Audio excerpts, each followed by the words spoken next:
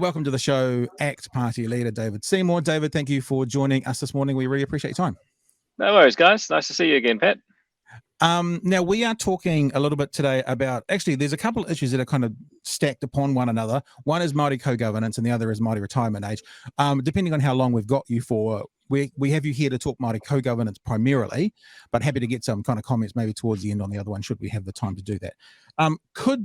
It's only right and appropriate to kind of allow you to set the scene. We've had Debbie on before you, Debbie Ngaruapaka before you, kind of setting the scene from their perspective, from Māori Party perspective and her perspective, as to why Māori co-governance is appropriate and good and needed. So it's only probably appropriate for us to give you 60 seconds or so to set your scene and go, you obviously have a pushback against the idea. What is it and why?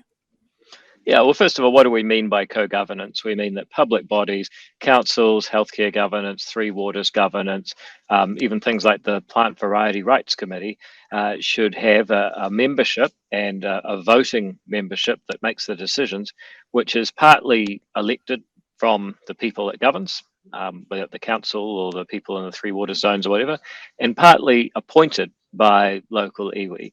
Now, our view is that New Zealand faces a choice right now.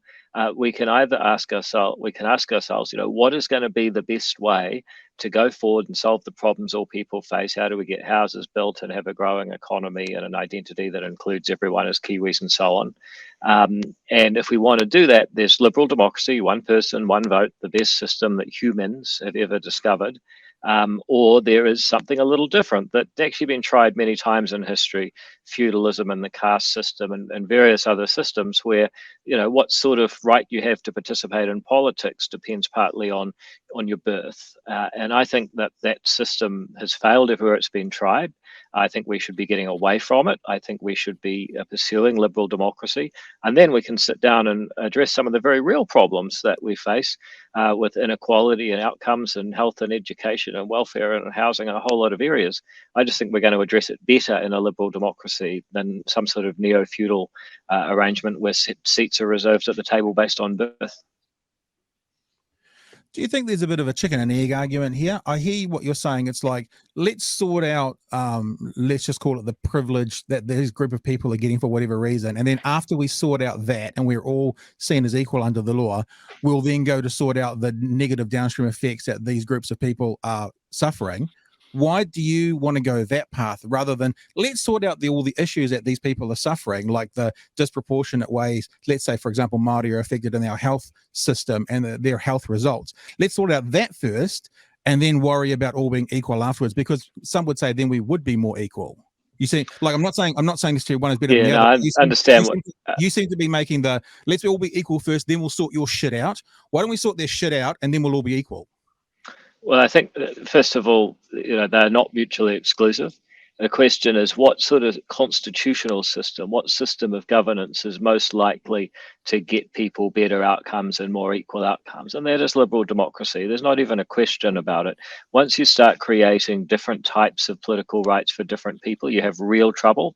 And most of the good political movements in the last 400 years have been about trying to say everybody, regardless of your race or your creed or your religion or your sexuality or your gender, you know what, everyone is a person with the same basic bundle of political rights. Very hard to come back from that.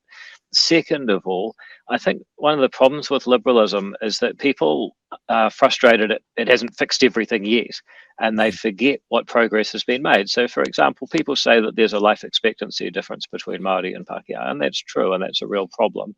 But what they forget to tell you is that, a couple of generations ago, it was actually a 20-year difference. Maori living into the mid-50s, Pākehā living to the mid-70s. That gap is more than halved in a couple of generations. So I don't think that the two approaches are mutually exclusive. Liberal democracy and a free and innovative society, especially one that devolves its social services with things like charter schools and whānau ora, can solve the problems that we have. And actually is solving the problems that we have. If you start going down a constitutional pathway that's been tried and failed disastrously around the world, that most of the good political movements of the last 400 years have been about getting away from, then you're not going to have an easy way back to solve either problem. Radar? I'm questioning the whole concept of democracy, because democracy comes in many forms, David. I mean, if we, it wasn't so long ago with the one person, one vote, we wouldn't be speaking to you, because there was a form of democracy where all of the many, many thousands of people who voted for you, their voice was ignored under the kind of pre-MMP system. So that's straight out first past the post. So I wonder if there's some nuance within the notion of democracy. We're prepared to accept people put into positions of power to control various things, CCCs on councils, public service, various other bits. Is there room for some nuance and some discussion around the notion of what a democracy, what a functioning society looks like as we head into what is going to be a very different sort of next 25 to 50 years? Well, first of all, thank you for telling me I wouldn't be in Parliament if it wasn't for the current political system. You have no idea what might have emerged, but I'll ignore your presumptuousness for a moment. Look, you're right that there are different versions of electoral systems. That is true. The Europeans have proportional systems. The British have a first past the post system. We used to have that, now we don't. But there are some things that are fundamental, such as, does each person have the same basic franchise? And in New Zealand, since 1893, I would argue one of our greatest political achievements is that every adult New Zealander has the same basic right to vote. If you look at what's being proposed in ECAN, for example, the Canterbury Regional Council, they're now saying that, well, look, everyone has the right to vote for these seats. That's the council, but then there'll also be some other councillors that you can't vote for. You can only influence if you are part of Ngāi Tahu, and you get to appoint a couple of seats. So what sort of political rights you have within ECAN is going to very much depend on your birth. Now, that is a very big a big departure from, do we have MMP or FPP? Those are just administrative systems. This is about what sort of political rights is a person born with, and that's much more significant. And when we've had arguments over, do everyone have the same political rights, that's major. What we're really proposing is that some people are born with different rights in our country. That's quite different.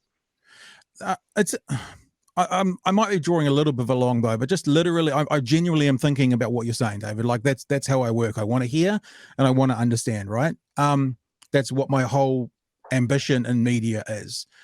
I hear what you're saying about, basically you're saying unelected people having influence and power. How is that any different from advisors, lobbyists, people with money who can then drive a huge amount of money into a campaign, maybe not based around literally their birth, but based around other privileges that sometimes they don't have any control over as well? Well, if you were suggesting that we legislate that some people have, a trump card in politics, that would be a very different conversation. But of course, people have to decide whether or not they're going to nominate themselves for election. People have to decide whether or not they show up to vote. People have to decide whether they take an interest in politics. I mean, in any system, those things are always going to be true. But that's quite different from saying, well, actually, no matter what interest you take, you will never be eligible for this particular franchise because of how you were born. That's very different. Why do you think that you get... Sorry, Radar, you go. It's part of the problem that we just don't know what we're talking about. I'm talking on the whole, that when people use the phrase co-governance, we don't... Like, what is it? Do you know what I mean? Like, the ordinary people go, that just seems as if there's going to be half the people are going to be elected on, and the other half are going to be appointed, and all hell will break loose. Whereas actually, I mean, is there room for a discussion as to whether or not that frame would actually work? Is that what we're talking about? Well, I think it is worth just giving an example, and I actually don't have a problem with co-governance in the context of treaty settlements, because that is managing land that arguably should have been returned in total. If you take, for example, the Tupuna Authority in Auckland, now that is part of the Tamaki Settlement Act in 2014. Gave the 14 volcanic cones back to the Tupuna Authority. Now, that authority has a governance structure with 12 appointees, or 12 representatives, half of them put there by the Auckland Council. They're elected people that are elected to council, and then the council puts its representatives on. The other half are nominated by the iwi. Now, I don't mind that because arguably those iwi actually own the volcanic cones anyway. But it's a system that you can criticize. Has it worked? Hasn't? It's created some controversy. I would argue it's been no better or worse than what we had before. There's always going to be controversy over large parks in the middle of a city, essentially. But it's very different when it comes to something that was formed after the treaty. For example, the public health system started actually in 1938, as we know it now, and say, look, whatever happens for the rest of time, the governance of this thing that didn't exist at the time of the treaty is going to have seats reserved at the table based on ancestry. That I think is completely wrong. It will lead to resentment, and it also leads to unaccountability, because you end up with a health system, for example, that's actually not accountable to half the population, as they can't vote for the representatives, and that to some extent has created real friction with the volcanic cones. Because a lot of the people who use and live around the mountains, find that actually it's not really responsive to them. I have less of a problem with that because, as I say, arguably it should have been given back anyway. But when it comes to things that are truly public entities, that is a real problem. David, part of the conversation that's been coming out in the last couple of weeks surrounding you is that you sort of want to, this is a quote from you, I think, off a Stuff article or News Hub article. ACT proposes that the next government pass legislation defining the principles of the treaty, in particular their effect on democratic institutions. They ask that the people vote on it becoming law. You went on to propose that the law is set in stone that, quote, all citizens of New Zealand have the same political rights and duties, and, quote, all political authorities come from the people by democratic means, including universal suffrage, regular and free elections with a secret ballot. The proposed law would also define New Zealand as a, and this is a quote from you, quote, multi-ethnic liberal democracy where discrimination based on ethnicity is illegal. Before I ask my question, have I got that all right? Yeah, I don't have it in front of me, but that sounds like an accurate read. Okay. Yep. That's just taken from a News Hub article, so and it's in quote marks. So okay, I understand your skepticism. No. Yeah, that's independent media that tell the truth, eh? No one else. Anyway, I mean, you and I have done podcasting before, and we've talked before. You're talking to someone who will likely never vote for you. It's not where I sit politically. Now, I say likely never. It doesn't mean never say never. But Tough crowd. Well, I mean, no. Look, I'm honest. I'm honest with you, right? And I'm genuine. Because the other thing is, I understand how important you are to our democracy, whether we need you as like a brilliant opposition MP or trust you to continue to run the country depending on the election results. I want you to be a better MP. And my question is, do you understand why there are people out there who think that the idea around what you're saying now is quote unquote alt-right or racist? Do you have an understanding why they think where you're coming from is from a place of racial discrimination, even though what you're saying is you want like equity? Do you know why that is? Because I'm happy to tell you. Yeah. I do want to answer that question. I just got to tell you, my EA has just passed me this note because my flight's at 11 and it's now 10:17, so it's going to be a rush. But let me very quickly answer that. Yeah, I do understand why people think that, because the intellectual trend of the last 30 or 40 years now, starting through university, starting with Foucault and so on, is that there is no objective reality, there is no common humanity, there's just a group of people with perspectives and narratives, and if we want to be good people, then we have to listen to those that are deemed to be oppressed. Now, when I come along and say, actually, no, there is a common humanity, there is one reality, we need to work together to understand it and make it more habitable for humans, people say, oh, but you didn't listen to the group that you're supposed to listen to be a good person. So, yep, people are hostile to that view. But my view is that this is liberal democracy. This is one person, one vote. This is the idea that we have a common humanity, that there is an objective world, that we can all work together to understand it and make it habitable for humans. And if we live that way, we can achieve amazing things for all people. If we start making everything about identity, then we're going to end up with a very hateful and divided world. So, yep, I understand why people say that. I've thought a lot about it, and so frankly, they're wrong.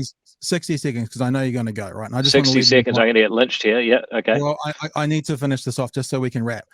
and because I'll explain to you from my perspective one of the things, because for example, what you're saying, like many before you, seem to equate sort of race as the highest form of righteousness, whereas discrimination happens every day in legislation in every protected class. Yet all we ever hear from MPs such as yourself is there should be no discrimination based on ethnicity. I mean, you can argue there's discrimination based on age, for example, the pension. You can argue there is discrimination based on disability, for example, the parking that get. You can argue there is discrimination based on religious or ethical beliefs, which is a protected class. Should churches be allowed to say no to LGBT couples wanting to marry in their buildings? Yet all we really hear from your sector of politics is race, ethnicity, all that has to be equal, but we never hear the other stuff. I mean, you're able to breach libel laws based on parliamentary privilege. I'm not. That means you have a right that I don't. Okay, this is supposed to be 60 seconds. Look, New Zealanders are equal before the law, right? Okay, the Bill of Rights bans discrimination. Yes, you get pension at a different time. You have to go to school at some stages. That's a stage of life thing that all humans go through. That's not discrimination. Yes, we reserve car parks for people with disabilities, and so we should, because it's a practical matter that people in a wheelchair find it harder to get from the car to the shop, and I want to make it easier for them. It's one of the things our society should be doing, is looking after people who, through no fault of their own, don't have that choice. But to then say, but to then say we're going to make race the one thing that we discriminate on, regardless of your personal circumstances, it's all about race. That's divisive. It's something we've spent 400 years trying to get away from, and the idea that people are casually trying to bring it back as new and enlightened is insane. And with that, I actually have to go because I'm going to miss my flight. We'll let you go. Thank you for. See you guys later, David. We appreciate your time. Look, Radar, let's just finish this off, because I think what I heard David saying, and look, I'll be honest, we held him for a bit longer than we said, but I wanted to get to the end of that conversation. I was getting anxious. I've been in his position. What I hear him saying is, yes, there is discrimination in other areas, but that's for a good reason. And that's, I guess, the point that I'm making. From an aspect or a sector of politics, we hear you can't discriminate here. You can discriminate here. It's a little bit like the conversation we hear often from, and I'm not putting this on David, but from the right versus the left. The right says we must have small government. The left typically has bigger government, whereas what I want is better government. I don't like the tropes. I want better government. If in some areas of government there needs to be more people, it needs to be bigger because it's being underserved, that's what we should do. If some areas it's inflated and we've got too many people and it doesn't need it should be reduced. I want better government. And I guess what I was trying to get to David at the end, and he's gone, so we can't respond, so I don't want to make it unfair to say things after he's left, is that I think it's the nuance that's important. And what we're saying is discrimination under law in these areas is fine for good reasons, but from his position in politics, what I was saying is that here so often all we hear is race, culture, can't do it here, happy to do it there. And it frustrates me, because what I want to know is it an appropriate discrimination or is it not? That's actually the conversation, not there shouldn't be any privileges to this group of people. It's a vexed question, isn't it? And it is. I wonder if it's too much too soon. Is it a sense of large smaller steps or small larger steps? As he says, we've got the various authorities around with the Maunga in Auckland. I've seen great examples of projects around the country functioning really well in co-governance. I don't know. It's a difficult one, isn't it? Because it goes back to that whole kind of thing that he keeps repeating of the one person, one vote, which for many people they see as an inherently fair kind of system. Often, many of those people have the privilege of being in the majority. When you've got one person, one vote, and everything's going your way, then you look at it and you go, "Well, this is clearly working. This is working really well because you are in the majority." I was thinking earlier in the day, if the original signing of the treaty had been put to the vote back when Maori were the largest group in the country, and the vote had been to like a no, you know what I mean? It was fine back then. It's a shame we never got to discuss that sense of the referenda. I think the referenda around the treaty is just one of the most dangerous things I've heard in a long time. Referenda by their very nature, asking the public, lacks no disrespect to us in the public, there's no nuance, there's no context, there's no precedent that's easily able to be intelligently discussed at length around the concept of a referenda. And we've seen some really flawed decisions made around those. I mean, look at Brexit, for example. You recently with the drug referendum. I've just spent a couple of months looking at the outcome of referendum throughout the history of New Zealand when it comes to alcohol and seeing the absolutely flawed outcomes of all of those. So, I think more pressingly, there is a really big question to be asked around David and his promotion of that referenda. The other thing is, what people always forget is everyone's a part of a minority, and what referendum needs to do is also protect the minorities. So I used to talk about this on ZB. People would phone up and they'd rally against something, obviously where they were a majority, and say we need a referendum, and I'd say, you're a dog owner, and if they said yes, I'd go, well, you're a minority, because the minority of New Zealanders have dog owners. What if we put a referendum up there that made dog licenses $1,000 a year and it passed with the majority? Would you be cool with that? And of course they said no. So if you can contextualize something and show to people that referendum is typically, another way of saying referendum a lot of the time is mob rule, especially if it's 51% of respondents, and that eliminates care and appropriate action for minorities. And when I say minorities, I'm not necessarily talking about ethnic minorities, which is what people hear when you use that word, but when you are not in the majority in any situation in your life, you are in a minority position, and that's typically what not referendum do. I think some Scandinavian countries have like a 70% threshold, and I used to be of the opinion, I haven't said this for a long time, that I'd be okay with a binding referendum if you had a 70% turnout, and of that 70% turnout, you needed a 70% response. I think that's a pretty high bar for allowing your average person in the street who doesn't know the inner workings and the downstream effects of legislative change to be involved in this. Let me just say one more thing before we wrap up this bit, is we ran out of time. We always do. It's always when you've got a politician, they're short on time. I found this conversation from a few years ago. It was it was an interview for 9 political candidates who spoke at the Gabba forum. It's on pridenz.com, and David Seymour said, as all ACT Party members said, it's almost verbatim what Rodney Hyde used to say: I believe we should have freedom of choice in all aspects of life. When I used to talk to Rodney Howard, he used to say, I always vote for what brings freedom. But what they don't acknowledge is when you bring freedom in one area, there is a possibility that you are oppressing another area, or giving privilege to one area discriminates against another area. So it's like, David Seymour won't see this, but I genuinely want him to be a better MP. Now, I'm not saying that I'm not saying he's shit or anything. I'm just saying I want all of the MPs to be better, because they're running the country. I want them to be better at what they do. I want them to think through more what they do. I want these tropes to stop. David Seymour himself talking about Jacinda Ardern being our first, what did he call her? Instagram prime minister. It's like, and that gets headlines, and that gets other people then, basically belittling, forget Jacinda, but the office of the prime minister. I want them to be better.